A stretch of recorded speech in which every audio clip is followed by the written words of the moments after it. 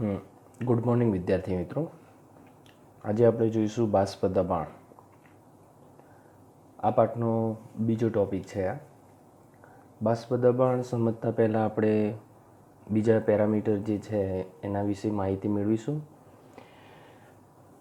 બાષ્પ દબાણ પહેલાં આપણે સમજવાનું છે બાષ્પીભવન.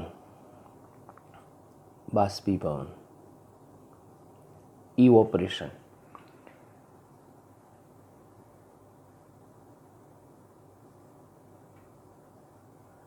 ઇવોપરેશન બાષ્પીભવન જે છે, બાષ્પીભવન સમજવા માટે આપણે સૌપ્રથમ એક બીકરની રચના કરીએ.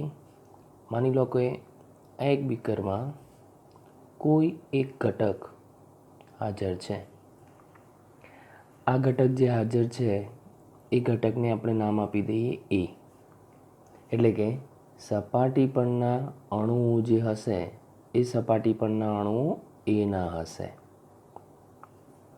અને સપાટીની નીચે પણ એના અણુઓ જ હાજર હશે. અહીંયા જે એના અણુઓ હાજર છે એ એના અણુઓને આપણે બલ્ક અણુઓ કહીશું. બલ્કને અહીંયા ગુજરાતીમાં સ્થૂળ અથવા સ્થૂળ અણુઓ તરીકે ઓળખીએ છીએ. જ્યારે સપાટી પર રહેલા જે અણુઓ છે એ સપાટી પરના અણુઓને આપણે પૃષ્ઠ સપાટીના એટલે કે પૃષ્ઠ સપાટીના અણુઓ, સરફેસ ઉપરના અણુઓ તરીકે ઓળખીશું. આ બંને અણુઓ વચ્ચે થોડીક વિશેષતા એ છે કે નીચે રહેલા બલ્કમાં રહેલા અણુઓ એની આજુબાજુમાં બીજા અણુઓથી આકર્ષાયેલા હોય છે. બીજા અણુઓથી આકર્ષાયેલા હોય છે માટે એમની ગતિ ઉર્જા ઓછી હોય છે. જ્યારે સપાટી પર રહેલા અણુઓ ફક્ત એક જ તરફ આકર્ષાયેલા હોવાથી તે અણુઓની ગતિ ઉર્જા વધારે હોય છે.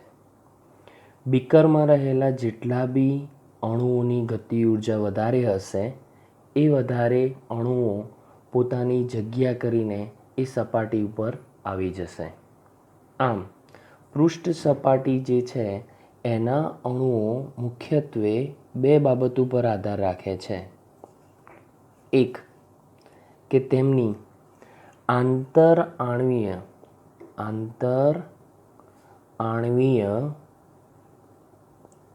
આકર્ષણ અન્ય અણુઓ કરતાં ઓછું હોય છે. બીજી મહત્વની બાબત કીધી એ પ્રમાણે કે તેમના બીજા અણુઓ કરતાં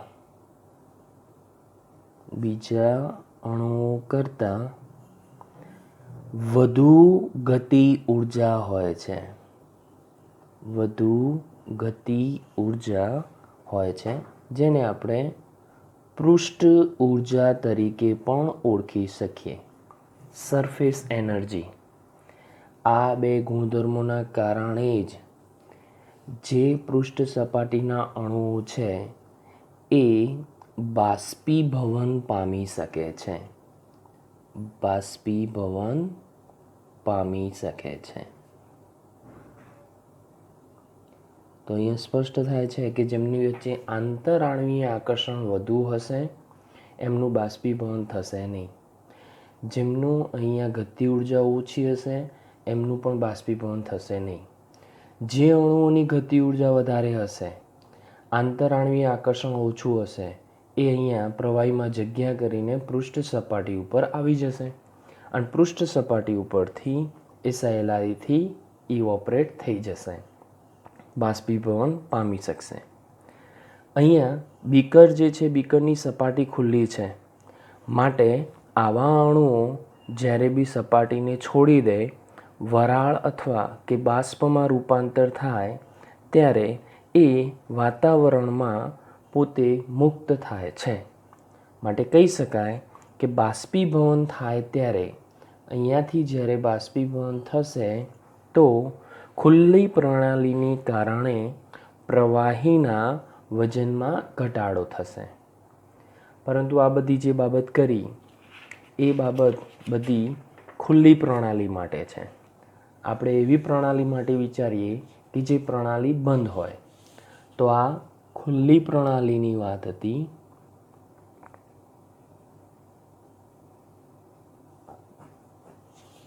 જ્યારે હવે આપણે અહીંયા વિચારીએ બંધ પ્રણાલી, તો બંધ પ્રણાલી જે છે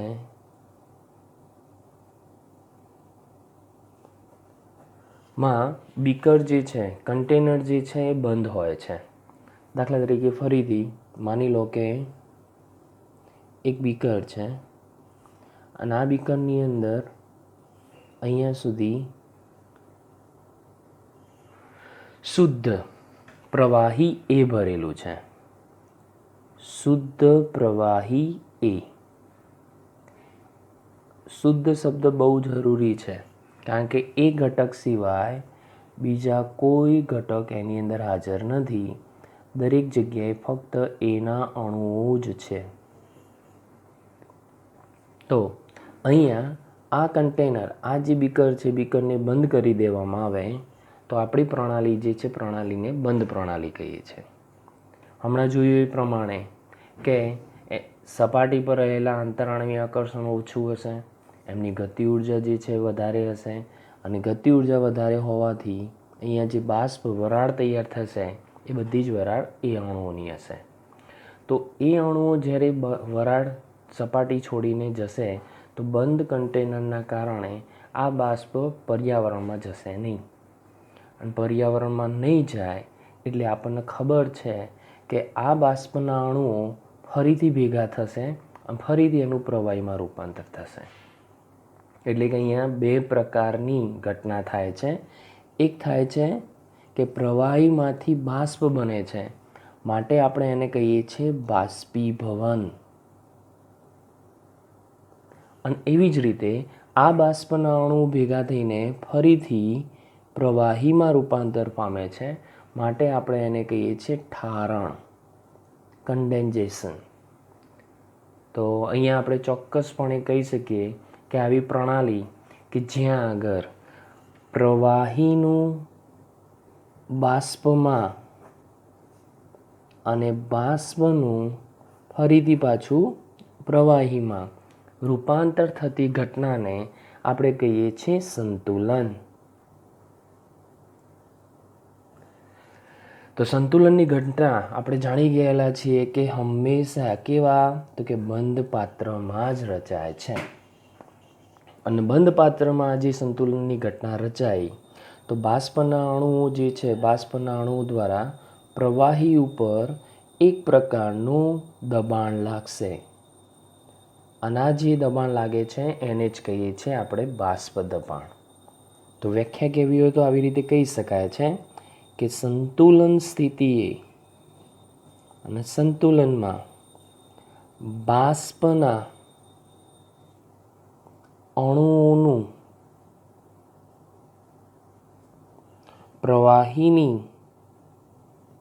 પ્રવાહીની સપાટી પર લાગતું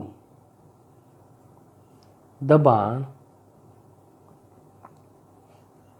એટલે બાષ્પ દબાણ.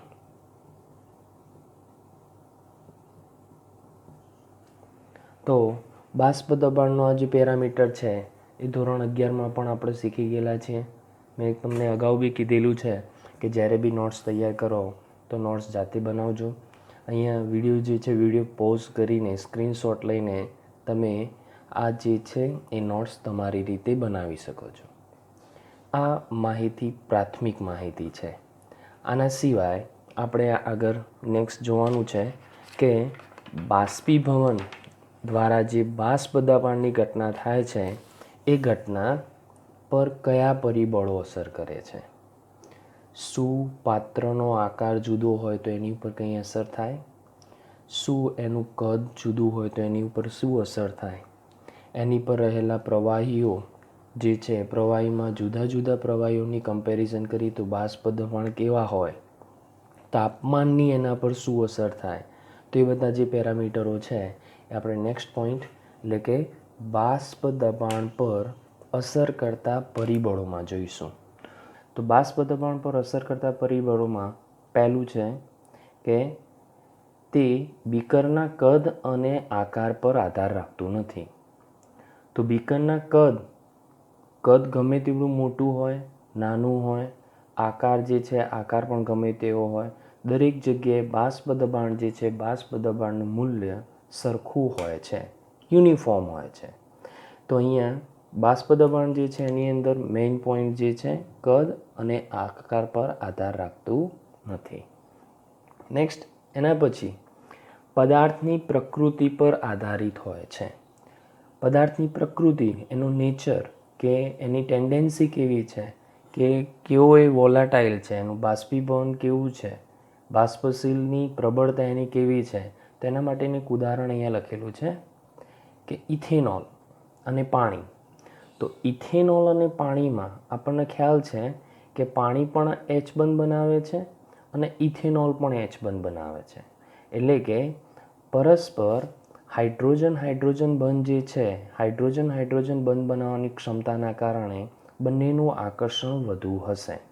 પરંતુ આપણે શીખી ગયેલા છીએ કે પાણીમાં એચ બંધ જે છે એ એચ બંધની સંખ્યા વધુ છે.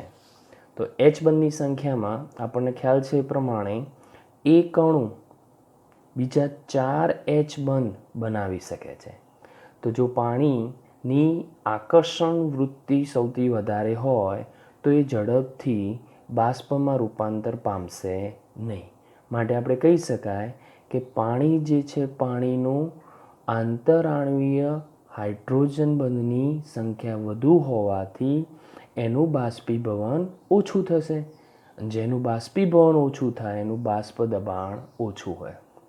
એટલે આપણે એવું કહી શકીએ કે અહીંયા ઇથેનોલ જે છે એ ઇથેનોલની બાષ્પીભવન થવાની ક્ષમતા વધારે છે.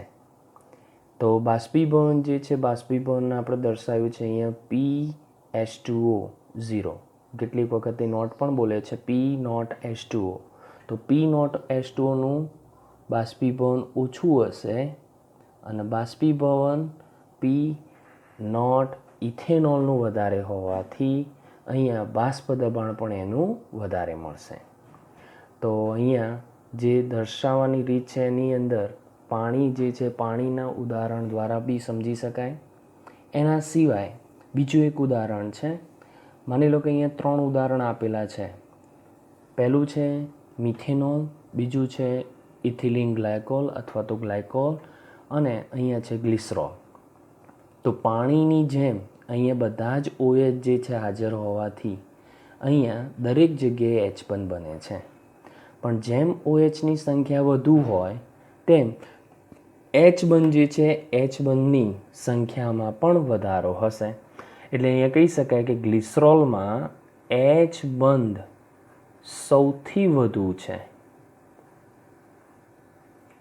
જ્યારે મિથેનોલમાં એચ બંધની સંખ્યા ઓછી છે. અને જ્યાં આગળ એચ બંધની સંખ્યા ઓછી હોય ત્યાં આગળ એચ સરળતાથી આકર્ષણ પામેલો ન હોવાથી સરળતાથી બાષ્પીભવન પામશે. અને જેની બાષ્પ જલ્દી તૈયાર થશે એનું દબાણ પણ વધુ હશે. માટે અહીંયા લખેલા છે એ પ્રમાણે કે P(M) મિથેનોલનો M, P(E) ઇથિલિન ગ્લાયકોલનો E અને P(G) ગ્લિસરીન. તો અહીંયા સૌથી વધારે બાષ્પીભવન PM0નું થશે કારણ કે ત્યાં આગળ એચ બંધની સંખ્યા ઓછી છે, જ્યારે અહીંયા એચ બંધની સંખ્યા વધુ છે. આવા કેટલાક ઉદાહરણો દ્વારા પણ સમજી શકાય કે પદાર્થ જે છે પદાર્થની પ્રકૃતિ પ્રમાણે પદાર્થ જે છે એની પ્રકૃતિ પર આધાર રાખે છે બાષ્પ દબાણ કોનું વધારે હશે અને કોનું ઓછું હશે. નેક્સ્ટ પોઈન્ટ જોઈએ.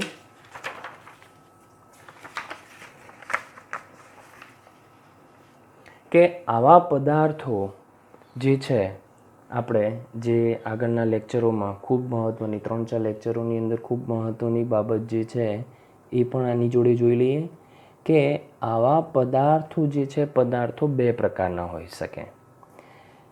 તો પ્રકૃતિ પર અસર કરતા પરિબળોની અંદર આપણે થોડુંક વિશેષ જોઈએ છે કે આવા પદાર્થો કે જે સરળતાથી બાષ્પીભવન પામી શકે એના આપણે કહી દઈએ બાષ્પશીલ, અને જે સરળતાથી બાષ્પીભવન ના થઈ શકે એને કહીએ છીએ અબાષ્પશીલ. ઇંગ્લિશમાં એને વોલાટાઇલ કહીશું અને નોન વોલાટાઇલ કહીશું. તો અબાષ્પશીલમાં મુખ્યત્વે આવે છે બધા જ પ્રકારના સોલિડ ઘન પદાર્થો જે છે, ઘન પદાર્થો બાષ્પીભવન પામી શકતા નથી, માટે એમના બાષ્પીભવન થવાની ક્ષમતા ઓછા હોવાના કારણે એમનું બાષ્પ દબાણ હંમેશા 0 થશે, એટલે કે એનું P0નું મૂલ્ય એ 0 થશે. તો અહીંયા અબાષ્પશીલ પદાર્થો આપણે મુખ્ય 3 જ જોવાના છે જેનો મેક્સિમમ ઉપયોગ દાખલાઓમાં આવે છે. તો એમાં પહેલું છે યુરિયા. યુરિયાનું સૂત્ર થાય છે NH2CONH2. બીજું છે ગ્લુકોઝ, શીખી ગયેલા છે C6H12O6. અને ત્રીજું છે સુક્રોઝ અથવા ખાંડ, તો એનું સૂત્ર છે C12H22O11. દરેકનો અણુભાર જોઈ લઈએ તો અણુભાર આનો થાય છે 60, આનો થાય છે 180 અને આનો થાય છે 342. આ 3 અણુભારો જે છે અણુભારો તમારે તૈયાર રાખવાના, કારણ કે દાખલાની અંદર એનો ડાયરેક્ટ ઉપયોગ કરી શકાય અને આ 3 જે છે 3નો મેક્સિમમ આપણે જે છે ઉપયોગ આવશે દાખલાઓમાં. નેક્સ્ટ બાષ્પશીલ. બાષ્પશીલ જે છે એમના આંશિક દબાણ જે છે, બાષ્પ દબાણો જે છે એ કદાપી 0 હોતા નથી. એટલે આપણે એવું કહી શકીએ કે એમનું આંશિક દબાણ અને બાષ્પ દબાણ જે છે એની વોલાટાલિટી ઉપર આધાર રાખે છે. દાખલા તરીકે એમાં ઉદાહરણ ઘણા બધા લઈ શકાય. H2O, હમણાં જોયું પ્રમાણે CH3OH, C2H5OH, benzene C6H6, toluene બેન્ઝીનની ring ઉપર CH3. આ બધા જે છે એ બાષ્પશીલ પદાર્થો તરીકે આપણે એને દાખલાઓની અંદર ચર્ચા કરવાની છે. હવે કેટલીક બાબત જેમ કે આ બાષ્પશીલ અને અબાષ્પશીલનો ઉપયોગ કરીને આપણે જે થિયરીઓ શીખવાની છે, રાઉલ્ટનો નિયમ ને બધી, હેનરીનો જે છે હેનરીના નિયમની અંદર સોલ્યુબિલિટી, દ્રાવ્યતા જે છે દ્રાવ્યતા પર અસર કરતા પરિબળોની અંદર પણ થોડીક ચર્ચા કરીશું. તો અહીંયા આ 2-3 લેક્ચરની અંદર આ ખૂબ જ મહત્ત્વનું છે અને દરેકને દર્શાવવાની જે રીત છે એ દર્શાવવાની રીત પણ બહુ જ મહત્ત્વની છે. નેક્સ્ટ આપણે થિયરી બેઝ જે છે, થિયરી બેઝમાં જઈએ પ્રમાણ એ પહેલાં એક મુદ્દો તાપમાનનો બાકી છે, જોઈ લઈએ. દાખલા તરીકે ત્રીજો પોઈન્ટ, બાષ્પ દબાણ પર અસર કરતા પરિબળોમાં ત્રીજો પોઈન્ટ કે જેમ તાપમાન વધે તેમ બાષ્પીભવન વધે અને બાષ્પીભવન જેમ વધે તેમ બાષ્પ દબાણ પણ વધે છે. વિદ્યાર્થી મિત્રો, આપણને ખ્યાલ જ છે કે તાપમાન વધે એમ ગતિ ઉર્જામાં પણ વધારો થાય, આંતરાણુવીય આકર્ષણ ઘટી જાય, પદાર્થના અણુ સપાટી પર આવે અને પદાર્થના અણુ સપાટી પર આવશે તો બાષ્પીભવન થશે અને બાષ્પીભવન થશે તો બાષ્પ દબાણમાં પણ વધારો થશે. તો હવે નેક્સ્ટ જે થિયરીઓ છે એ થિયરીમાં આપણે દ્રાવણ જે છે દ્રાવણની અંદર બે પ્રકારે આપણને ખ્યાલ છે કે દ્રાવણ બાઇનરી છે અને બાઇનરી હોવાના કારણે એની અંદર દ્રાવ્ય અને દ્રાવકના અણુઓ જે છે અણુઓ હોય છે. દ્રાવ્ય અને દ્રાવકના અણુઓમાં બે ફેક્ટર હોઈ શકે. કાં તો દ્રાવ્ય બાષ્પશીલ હોય અથવા અબાષ્પશીલ હોય. એવી રીતે દ્રાવક પણ બાષ્પશીલ હોય અથવા અબાષ્પશીલ હોય. પણ યાદ રાખજો, દ્રાવક જો અબાષ્પશીલ હોય તો દ્રાવકનો જથ્થો વધારે હોય છે, માટે મોટે ભાગે દ્રાવક કદાપી અબાષ્પશીલ લેવામાં આવતું નથી. તો અહીંયા સર્વવ્યાપક આપણે એક ફિક્સ કરી દઈએ છીએ પેરામીટર કે દ્રાવકને હંમેશા આપણે એ તરીકે દર્શાવીશું અને દ્રાવ્ય જે છે દ્રાવ્યને હંમેશા આપણે બી તરીકે દર્શાવીશું. બુક એનસીઈઆરટીની અંદર દ્રાવકને 1 લે છે અને દ્રાવ્યને 2 લે છે, પણ આપણે એના પેરામીટરો એ અને બીથી દર્શાવીશું સમગ્ર લેક્ચરમાં. હા, કોઈક જગ્યાએ જરૂર પડશે તો આપણે એવી રીતે પેરામીટરનો પહેલાં ઉલ્લેખ કરી દઈશું. તો દ્રાવકના અણુનું જે બાષ્પ દબાણ છે એ શુદ્ધ હોય તો એને આપણે PaO તરીકે દર્શાવીશું. બહુ જ મહત્ત્વની બાબત, PaO અથવા P0A. નોટનો મિનિંગ એવો થાય છે શુદ્ધ પદાર્થ છે, એમાં કોઈ બીજો ઘટક હાજર નથી. એવી રીતે અહીંયા દ્રાવ્યને દર્શાવવા માટે PbO તરીકે દર્શાવીશું કે ત્યાં આગળ શુદ્ધ ઘટક બી હાજર છે. તો નેક્સ્ટ થિયરી જે છે થિયરીમાં આપણે બે વસ્તુ ખાસ તો શીખવાની છે કે દ્રાવ્ય બાષ્પશીલ હોય અને દ્રાવક બાષ્પશીલ હોય, અથવા દ્રાવ્ય અબાષ્પશીલ હોય દ્રાવક બાષ્પશીલ હોય. બરાબર, પણ અબાષ્પશીલ તો પૂછાવાનું જ નથી.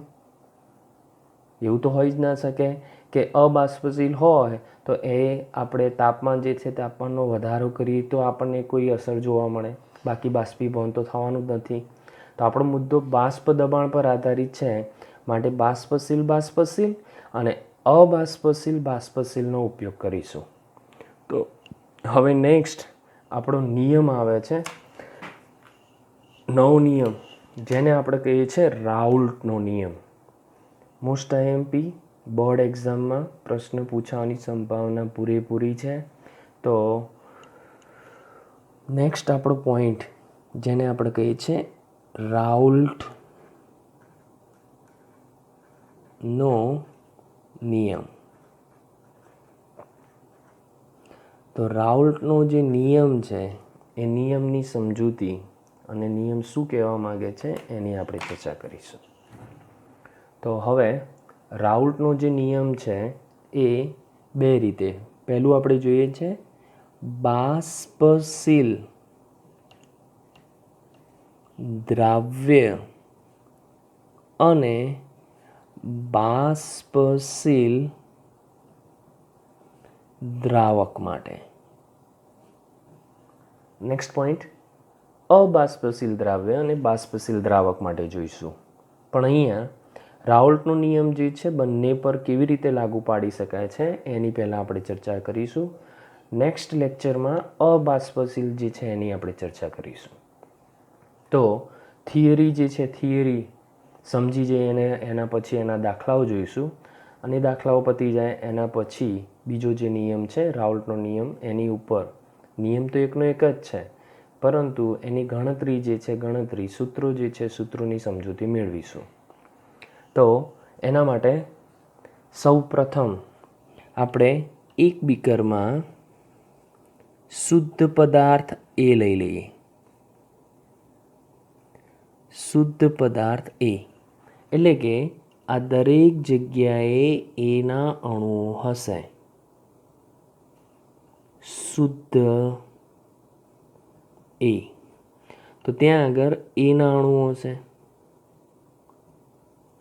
એ જે છે આપણને ખબર છે કે કેવો છે, તો કે બાષ્પશીલ છે, બરાબર. તો એવી જ રીતે આપણને ખ્યાલ છે એ પ્રમાણે એના અણુઓનું જ અહીંયા બાષ્પીભવન થશે. બંધ પ્રણાલી છે, તો બંધ પ્રણાલીની અંદર જે બાષ્પ તૈયાર થઈ એ બાષ્પને આપણે કહીએ છીએ P0A, PA0. એવી રીતે ફરીથી એની બાજુમાં ફરીથી એક બીજું બીકર લઈએ અને આ જે બીકર છે એ બીકરની અંદર શુદ્ધ બી લઈએ. શુદ્ધ બીના ઘટકો આની અંદર લીધેલા છે. તો અહીંયા સપાટી પર આપણને ખ્યાલ છે એ પ્રમાણે બીના અણુઓ જ હાજર હશે. તો માની લો કે અહીંયા દરેક જગ્યાએ બીના અણુઓ છે, તો બાષ્પ પણ બીની બનવાની. અને અહીંયા એ બાષ્પશીલ છે, કારણ કે આપણને ખ્યાલ છે એ પ્રમાણે દ્રાવ્ય અને દ્રાવક બંને બાષ્પશીલ છે. તો અહીંયા જે બાષ્પ છે એ બાષ્પ આપણને ખબર છે PB0 P0B. જો બંનેને મિશ્ર કરી દેવામાં આવે અને પરિણામી એક નવું બીકર જે છે બંધ પ્રણાલીનું બીકર લેવામાં આવે, તો એની ઉપર આપણને ખ્યાલ છે એ પ્રમાણે હવે બે અણુઓ હશે. એના પણ અણુઓ હશે, બીના પણ અણુઓ હશે. તો એ અને બીના અણુઓ અહીંયા સપાટી પર હશે, BA. તો બાષ્પ પણ એમ નહીં બનવાની, કારણ કે બંને અણુ આપણે કેવા લીધેલા છે, તો કે બાષ્પશીલ. અને બાષ્પશીલ લીધેલા હોય તો એની અંદર આપણે સ્પષ્ટ કહી શકીએ કે અહીંયા આ જે અણુઓ છે એ અણુઓ શુદ્ધ એ અને બીના હશે કે નહીં. આપણને ખ્યાલ છે એ પ્રમાણે હવે એકલો એ નથી, એકલો બી નથી, માટે આપણે એને P0A અને P0B દર્શાવી શકીએ નહીં. પણ અહીંયા મિશ્રણ બનવાના કારણે એની ઉપર બીજા અણુઓ જે છે અણુઓની પણ અસર વર્તાય છે. એટલે કે બાષ્પ દબાણ જે છે એ બાષ્પ દબાણને આપણે PA0 વડે PB0 વડે દર્શાવી શકીએ નહીં. તો આ બાષ્પશીલ દ્રાવ્ય અને દ્રાવકના બાષ્પ દબાણ જે છે અહીંયા બદલાઈ જશે. અને ત્યાં આગળ નિયમ લાગે છે આપણા રાઉલ્ટનો. તો રાઉલ્ટે ત્યાં આગળ એવું કીધેલું છે કે દ્રાવણ ના દરેક ઘટક નું આંશિક દબાણ દ્રાવણમાં રહેલા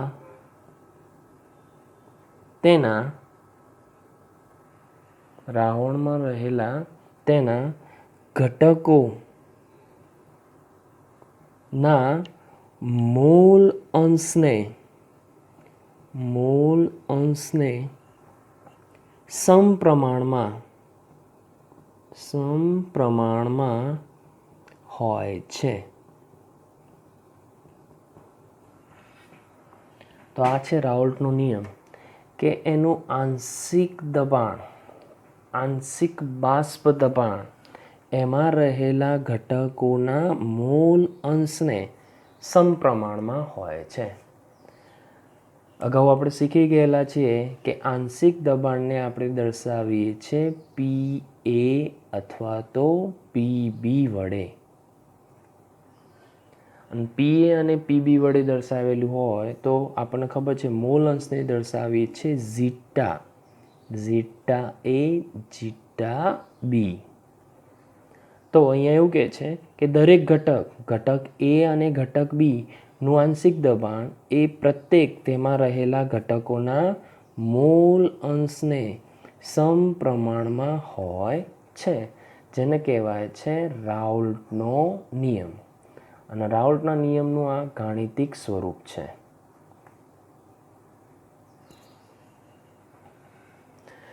તો હવે વિદ્યાર્થીઓ, હવે આપણે આ જે રાઉલ્ટનો નિયમ છે એ રાઉલ્ટના નિયમની સૂત્ર જે છે સૂત્રની તારવણી કરીશું કે એની અંદર રાઉલ્ટ જે છે રાઉલ્ટનું સૂત્ર કેવી રીતે મેળવી શકાય છે. તો રાઉલ્ટના સૂત્રની માહિતી પહેલું આપણે અહીંયા લઈએ. પી એ ચલે છે ઝીટા એ. તો અહીં લખીએ પી એ ચલે છે ઝીટા એ અને પી બી ચલે છે ઝીટા બી. તો પી ચલે છે ઝીટા એમાં ચલન કાઢી દઈએ તો કોન્સ્ટન્ટ કે આવશે. તો પી એ બરાબર કે ઇન્ટુ એક્સ એ. એટલે અહીંયા કે જે છે કે ની વેલ્યુ આપણે ડિફાઇન કરવા માટે માની લો કે આને આપણે આપી દઈએ સમીકરણ નંબર 1. અહીંયા લખી દઈએ સમીકરણ નંબર 1. હવે માની લો કે આપણી પ્રણાલીમાં ધારી લઈએ કે ધારો કે શુદ્ધ દ્રાવક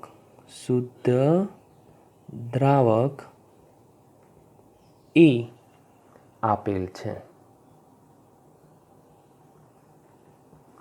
જો ફક્ત શુદ્ધ દ્રાવક એ આપેલ હોય તો બી હશે નહીં, એટલે કે ઝીટા બીનું મૂલ્ય 0 હશે અને ઝીટા એનું જે મૂલ્ય છે એ 1 થશે. આપણે અગાઉ શીખી ગયેલા છીએ કે મૂળ અંશના ઘટકોનો સરવાળો 1 થાય અને અહીંયા ઝીટા જે છે ઝીટા 1 મળશે. તો આ જે કિંમત છે એ કિંમતોને આપણે સમીકરણ 1માં મૂકીએ તો આપણને આવું મળશે કે પી એ બરાબર કે ઇન્ટુ 1. ધેરફોર પી એ બરાબર કે થશે. સૌથી મહત્વનું તો અહીંયા પી એનો મિનિંગ શું થાય? તો પી એનો મિનિંગ એવો થશે કે એનું આંશિક દબાણ અથવા તો એનું અહીંયા બાષ્પ દબાણ. તો એનું બાષ્પ દબાણ ક્યારે આપણે વિચારેલું છે? તો કે શુદ્ધ ઘટક એ હોય ત્યારે. અને શુદ્ધ ઘટક એ હોય તો આપણે શું લખતા હતા એમાં? તો કે પી એ 0. જો શુદ્ધ આપેલો હોય તો એની ઉપર નોટ લખી શકાય, માટે પી એને આપણે અહીંયા લખીશું પી નોટ એ. અને આ જે કેની કિંમત મળી એ કેની કિંમતને સમીકરણ 1માં મૂકીશું. તો અહીં લખી દઈએ સમીકરણ 1માં મૂકતા. સમીકરણ 1માં મૂકીએ તો આપણે સ્પષ્ટ કહી શકીએ છીએ કે અહીંયા બનશે પી એ બરાબર PA0 ઇન્ટુ એક્સ એ. તે જ પ્રમાણે આપણે PB બરાબર PB0 ઇન્ટુ XB મેળવી. તો જ્યાં આપણે કહી શકીએ છીએ કે PA અને PB એ ઘટક A અને Bના આંશિક દબાણ છે. PA0 PB0 એ શુદ્ધ ઘટકોના બાષ્પ દબાણ છે અને ઝીટા એ ઝીટા બી અનુક્રમે A અને B ઘટકોના મૂલાંશ છે. તો આ જે માહિતી મળી એ માહિતી ઉપરથી આપણે હવે કુલ બાષ્પ દબાણ તરફ જઈએ છીએ. તો કુલ બાષ્પ દબાણ જે છે આપણે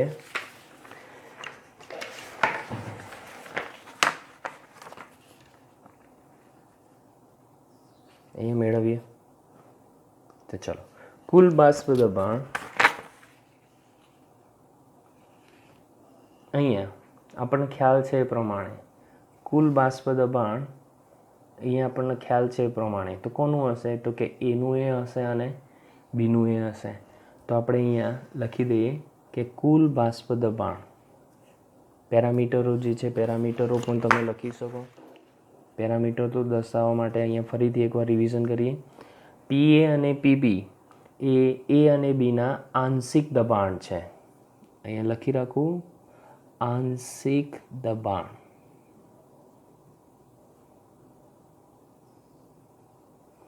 અહીંયા PA0 અને PB0 જે છે એ શુદ્ધ ઘટક, શબ્દ આ રહેવો જોઈએ, શુદ્ધ ઘટકો ના બાષ્પ દબાણ વેપર પ્રેશર અને આ જે છે એ આપણને ખ્યાલ છે બંને ઘટકોના મોલ અંશ મોલ ફ્રેક્શન છે. તો હવે આપણે શોધીએ છીએ કુલ દબાણ, કુલ બાષ્પ દબાણ, કુલ બાષ્પ દબાણ. તો કુલ બાષ્પ દબાણ માટે આપણને ખબર છે કે પી ટોટલ લઈશું ટી. તો પીટી બરાબર આપણને ખ્યાલ છે કે કોનું, તો કે પીએ પ્લસ પીબી જેટલું થશે. અને પીએ અને પીબી સરખું જે છે બંનેનો સરવાળો કરવામાં આવે તો એ કોના સરખા જેટલું થશે, તો કે પી કુલ જેટલો. તો પી કુલ પી ટોટલ જે છે એમાં એની કિંમતો પી એ 0 ઇન્ટુ એક્સ એ અને પીબી 0 ઇન્ટુ એક્સ બી. તો અહીંયા આપણે એવું લખી શકીએ કે પી એ 0 ઇન્ટુ એક્સ એ પ્લસ પી બી 0 ઇન્ટુ એક્સ બી. આ જે સૂત્ર છે એ સૂત્રને કુલ બાષ્પ દબાણ મેળવવા માટે ઉપયોગમાં લઈ શકાય છે. તો ફરીથી સૂત્રની અંદર પી ટોટલ, તો પી ટોટલ બરાબર પી એ 0 ઇન્ટુ એક્સ એ પ્લસ પીબી 0 ઇન્ટુ એક્સ બી. આના ગાણિતિક જે છે ગાણિતિક પરિણામો પણ મેળવી શકાય છે, જેનો દાખલામાં બી ઉપયોગ આવી શકે છે. દાખલા તરીકે આપણે નેક્સ્ટ એના પછી જોઈએ તો અહીંયા ગાણિતિક સૂત્રમાં પહેલું સૂત્ર એક મેળવીએ. દાખલા તરીકે માની લો કે એક્સબીનું રૂપાંતર એક્સએમાં કરી દઈએ. તો એક્સબીનું રૂપાંતર એક્સએમાં કરવા માટે આપણને ખ્યાલ છે કે બંનેના મૂળ અંશનો સરવાળો 1 થાય. કારણ કે ઘટકો 2 આપેલા છે અને ઘટકો 2 આપેલા હોય તો આપણને ખ્યાલ છે દરેક ઘટકોના મૂળ અંશનો સરવાળો 1 થાય છે. તો અહીંયા આપણે લખીએ તો પી ટી બરાબર પી એ 0 ઇન્ટુ એક્સ એ પ્લસ પી બી 0 ઇન્ટુ એક્સ બીની જગ્યાએ કિંમત મૂકીએ તો 1 માઇનસ એક્સ એ થાય. તો અહીંયા એક્સ બીને કરતા બનાવીએ તો એક્સ એ પેલી બાજુ જાય તો પ્લસનું માઇનસ અને માઇનસ થાય તો 1 માઇનસ એક્સ એ. કૌંસ છોડી દઈએ તો કે પી એ 0 ઇન્ટુ એક્સ એ પ્લસ પી બી 0 માઇનસ પી બી 0 ઇન્ટુ એક્સ એ. એક્સ એ નજીક લઈએ, પી બી 0ને અલગ કરીએ તો અહીંયા થશે પી બી 0. એક્સ એ કોમન કાઢી દઈએ તો કે એક્સ એ કોમન નીકળી ગયો તો કૌંસમાં શું વધ્યું, તો કૌંસમાં પહેલું આ લખીએ તો અહીંયા આવશે પ્લસ પી એ 0 માઇનસ પી બી 0. તો અહીંયા બી એ છે. ફોર્મેશન યાદ રહે તો અહીંયા પી ટોટલનું જે મૂલ્ય મળ્યું તે જ રીતે બીજું પરિણામ પણ આમ મેળવી શકાય કે પી ટોટલ બરાબર જેમ એક્સ બીની કિંમત મૂકી એમ એક્સ એની કિંમત મૂકીએ તો બીએની જગ્યાએ પી એ 0 પ્લસ પી બી 0 માઇનસ પી એ 0 ઇન્ટુ એક્સ બી. જ્યાં આગળ સૂત્રો જે છે બંને સૂત્રોનો ઉપયોગ આપણે દાખલાની અંદર અને આલેખમાં કરી શકીશું. ઓકે, તો નેક્સ્ટ એના પછી આપણે જોઈએ તો આલેખ કીધું એ પ્રમાણે આલેખ જે છે આલેખની થોડીક વાત કરીએ કે આની ઉપરથી એક ગ્રાફ જે છે આલેખ દોરવાનો છે આપણે. તો માની લો કે અહીંયા એક ગ્રાફની અંદર લઈ લઈએ આંશિક દબાણ, અહીંયા લઈ લઈએ મોલ અંશ, એવી રીતે અહીંયા પણ ફરીથી બીજો આંશિક દબાણ અને મોલ અંશ બંને. અહીંયા એવું લખીએ કે અહીંયા શુદ્ધ ઘટક પ્રવાહી એ છે. તો શુદ્ધ ઘટક પ્રવાહી એ હોય તો એની અંદર મોલ અંશ જે છે મોલ અંશ હંમેશા એના જ હશે, બીના મોલ અંશ હશે નહીં, એટલે કે XB બરાબર 0. જેમ ડાબી બાજુથી જમણી બાજુ જઈએ એમ માની લો કે એના ઘટકો ઓછા થાય છે, મોલ અંશ ઓછા થાય છે, બીના ઘટકો વધે છે. માટે આપણે લખી દઈએ અહીંયા શુદ્ધ બી છે, અને શુદ્ધ બી હોય તો અહીંયા XA જે છે 0 થશે, જ્યારે XB જે છે એનું મૂલ્ય કેટલું થશે? 1 થશે. બરાબર. તો હવે આપણે અહીંયા આ જે છે અહીંયા લખી દઈએ આંશિક બાષ્પ દબાણ. તો બંને બાજુ આંશિક બાષ્પ દબાણો જે છે આપેલા છે. તો અહીંયા આપણને સૂત્ર ખબર છે એ પ્રમાણે PA બરાબર PA0 ઇન્ટુ XA અને PB બરાબર PB0 ઇન્ટુ XB. તો અહીંયા આપણે શુદ્ધ ઘટક એ માટે XAની કિંમત જો 1 મૂકીએ અહીંયા, તો 1 મૂકવાથી PA બરાબર શું થઈ જશે? PA0. એટલે કે અહીંયા જે PAનું મૂલ્ય છે આપણને ચોક્કસ કંઈક મળશે PA0, અથવા આ બંને જે કિંમતો છે એનો ઉપયોગ આપણે અહીંયા પણ કરી શકીએ.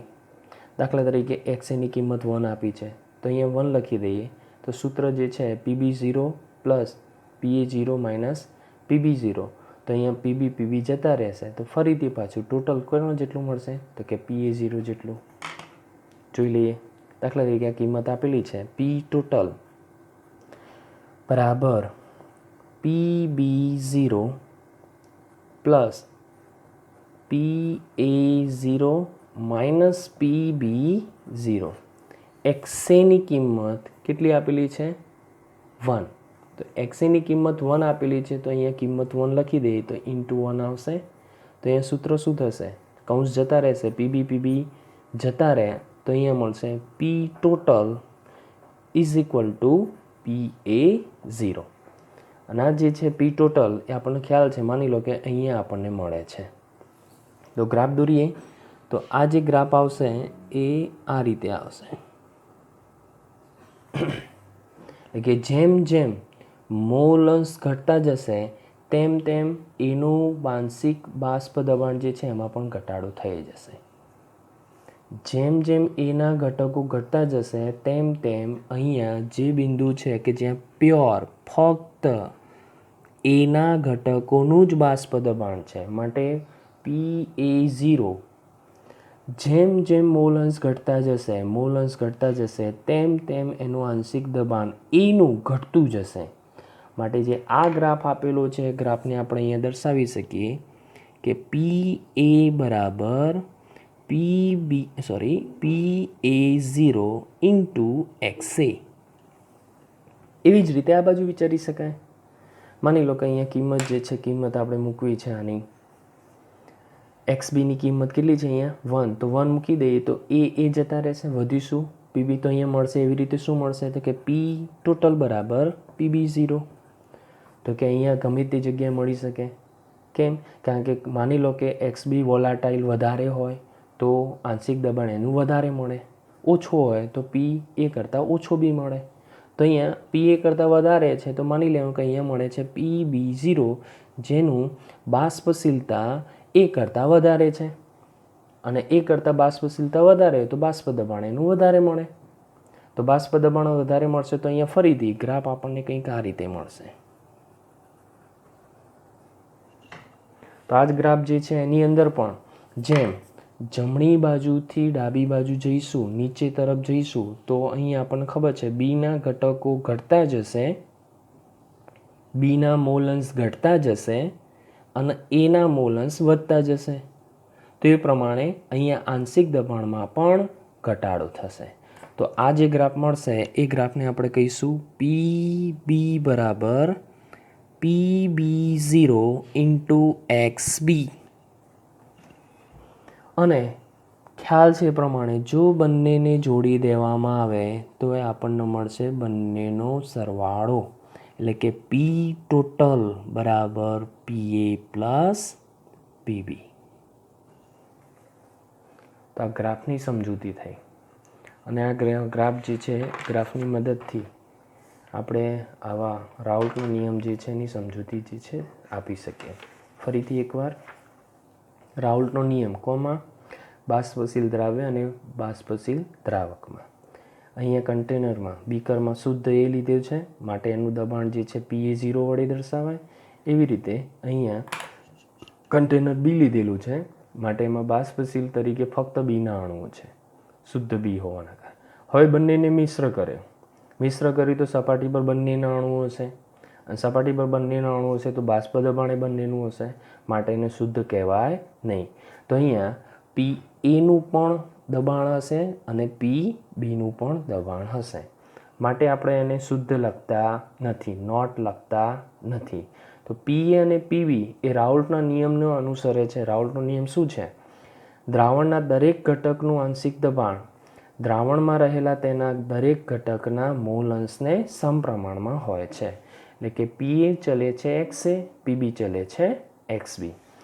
સૂત્ર જે છે સૂત્રની તારવણી કરવા PA ચલે છે XAમાં કે જે કોન્સ્ટન્ટ છે કોન્સ્ટન્ટની કિંમત મેળવવા માટે શુદ્ધ દ્રાવક એ લીધો.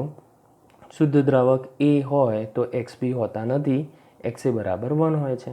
કિંમતો એમાં મૂકીએ તો Kની કિંમત મળી PA, પણ PA એટલે આંશિક દબાણ જે શુદ્ધ નથી. પણ અહીંયા આપણે ધારેલું છે કે શુદ્ધ દ્રાવક એ છે તો જો એ જ હોય બી ના હોય તો આપણે PAની જગ્યાએ શું લખી શકીએ? PA0. તો જે Kની કિંમત મળી એ Kની કિંમતને આમાં મૂક્યું તો આપણને આ સમીકરણ મળ્યું. આ જે સમીકરણ છે એને પણ રાઉલ્ટનું ગાણિતિક સમીકરણ કહેવાય છે જેમાં PA બરાબર PA0 ઇન્ટુ XA. તે જ રીતે શું મેળવી શકાય તો કે PB બરાબર PB0 ઇન્ટુ XB. તો PA અને PB આંશિક દબાણો છે. આ બંને એના શુદ્ધ ઘટકોના બાષ્પ દબાણ છે જ્યારે આ બંને એના મોલ અંશ છે. તો એ પ્રમાણે P કુલ જોયું આપણે. તો P કુલ જે છે P કુલ બરાબર PA પ્લસ PB. P અને PBની કિંમતો મૂકીને એની અંદર XA જે છે XA અને XBમાં અનુક્રમે XBની જગ્યાએ XA લાવે. XB જે છે એનું ગાણિતિક સમીકરણ મેળવ્યું તો BA આવે તો એવી રીતે AB મેળવી શકાય. એવી જ રીતે આપણે ગ્રાફ જોયા તો ગ્રાફની અંદર સ્પષ્ટ છે કે એક બાજુ ઘટક A લીધો, બીજી બાજુ ઘટક B લીધો. તો આંશિક દબાણ બંને બાજુ લીધા, વચ્ચે લીધો X અક્ષ ઉપર મોલ અંશ. તો જેમ મોલ અંશ વધતા જાય એમ એના બાષ્પ દબાણમાં ઘટાડો થાય. જેમ બીના મોલ અંશ ઘટતા જાય એમ એનું પણ બાષ્પ દબાણ ઘટતું જાય છે અને પરિણામી અસર જે છે P કુલ આપણે અહીંયા દર્શાવી શકીએ છીએ. તો અહીંયા ગ્રાફ ઉપર નીચે આવી શકે છે. જો એ બાષ્પશીલ હોય તો એ ઉપર આવે, બી બાષ્પશીલ ઓછો હોય તો એ નીચે આવે. તો એ કેવી રીતે મેળવી શકાય આપણે જોયું. ફરીથી આ જે પ્રશ્ન છે NCERT બુકમાં જેમ આપેલો છે એ પ્રમાણે પણ તમે અહીંયા લખી શકો છો અને માહિતી જે છે માહિતી પૂરેપૂરી આવવી જોઈએ. સમજૂતી મેં તમને આપી. પોઝ કરીને સ્ક્રીનશોટ લઈને જાતે આ પ્રશ્ન જે છે પ્રશ્ન લખજો.